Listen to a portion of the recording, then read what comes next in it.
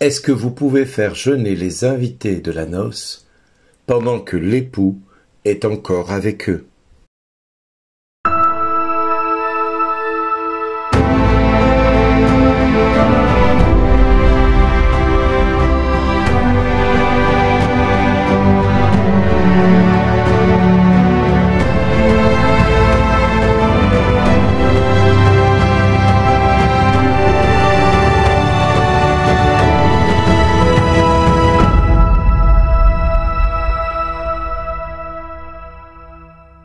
Aujourd'hui, le message vous est adressé par Bernard Dille. Bonjour les amis, aujourd'hui la réflexion que nous allons avoir sur l'évangile de ce jour nous pousse à regarder un petit peu les scribes et les pharisiens, les maîtres de la loi qui trichent et qui tergiversent sur une question importante certes, mais qu'ils opposent à la fois sur ce que les disciples de Jean font et ce que les pharisiens parlent du boire et du manger des disciples de Jésus. Nous voyons vraiment là qu'ils opposent le jeûne, le temps de la prière des disciples de Jean et des pharisiens au boire et à manger des disciples de Jésus.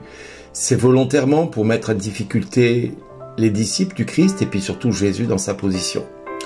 Alors comme Jésus nous dit que dans la vie, il y a un temps pour jeûner et un temps pour prier, il y a un temps pour manger et boire, c'est bien cela. La différence entre ces scribes et ces pharisiens, ces maîtres de la loi, et la personne du Christ qui nous dit que la personne qui prie et jeûne est aussi celle qui, par un autre moment, va boire et manger. Et heureusement, parce que nous sommes tous appelés à vivre la vie du monde tout en n'étant pas du monde.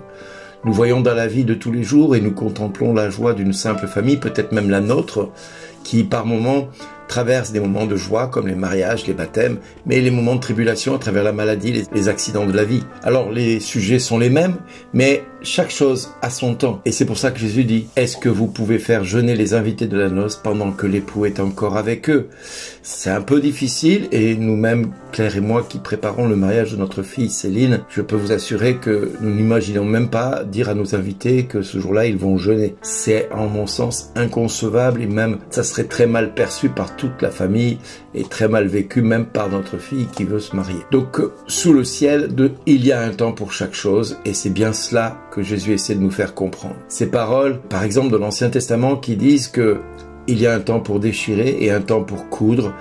Il y a un temps, par exemple, pour laisser le sol se reposer, un temps pour préparer le sol, c'est-à-dire en le labourant, ensuite un temps pour semer et un temps pour moissonner. De même, quand il y a un traumatisme du style d'un acte terroriste, les urgences vont d'abord aller vers les malades et les blessés les plus graves, en vue de pouvoir les sauver d'une mort certaine si on les prend pas en soin, et puis on va soigner ensuite les petits bobos, les petites blessures, les petites griffures, les petites ceci, les petits cela, et puis au final on va prendre soin de rapprocher les personnes blessées des personnes valides de leur famille, de manière à ce qu'on va pouvoir leur permettre de vivre un moment de rencontre pour consoler leur cœur et leur âme, pour prendre en compte la blessure psychologique qu'ils auront vécue dans ce traumatisme. L'erreur serait cependant de ne pas considérer qu'il y a un temps pour chaque chose. L'erreur serait de dire, ben voilà, nous devons tout faire et tout mettre en place en même temps. Mais Christ n'a jamais voulu cela.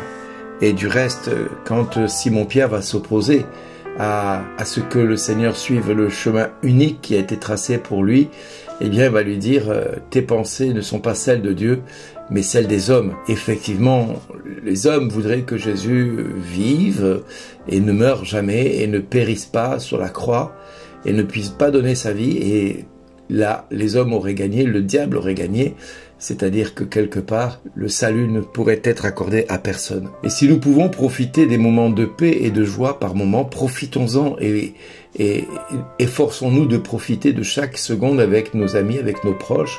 Et comme disait Mère Teresa, tout l'amour qui n'est pas donné est perdu. Il ne méprise pas un cœur brisé ou broyé ou humilié. Et l'évangile que nous pouvons aussi nous rappeler, c'est l'évangile de Jean qui nous dit « Moi je suis la lumière du monde, dit le Seigneur, celui qui me suit aura la lumière de la vie. » C'est un peu ce que Paul va dire dans la lettre aux Corinthiens, que nous devons être trouvés dignes, nous, serviteurs de Dieu, de la confiance qui nous a été faite par le Maître, par l'intendant lui-même, par le Seigneur, qui détient les mystères de Dieu. Et pour notre part, il est important de ne pas se soucier du jugement que les hommes peuvent porter sur nous-mêmes, c'est ce qu'il va dire du reste. Pour ma part, je me soucie fort peu d'être soumis à votre jugement ou à celui d'une autorité humaine. D'ailleurs, je ne me juge même pas moi-même.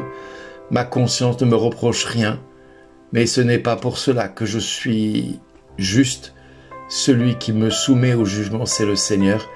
Ainsi, ne portez pas de jugement prématuré sur qui que ce soit, mais attendez la venue du Seigneur, car il mettra en lumière ce qui est caché dans les ténèbres.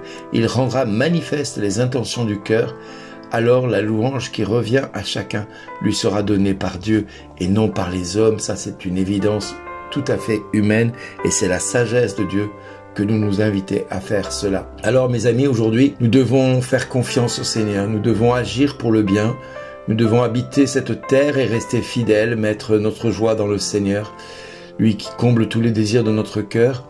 Nous devons diriger notre chemin vers le Seigneur, nous devons lui faire confiance, lui qui agira au moment opportun dans notre vie pour changer nos larmes en joie et surtout de changer nos moments de violence en moments de paix. Il fera lever pour nous un jour la justice en notre faveur. Alors si tu veux que cela se réalise, il te faut éviter le mal et de faire ce qui est bien. Il nous faut vivre avec le Seigneur dans cette humilité qu'il conduit son peuple et qu'il conduit chacun de ses enfants à la sainteté.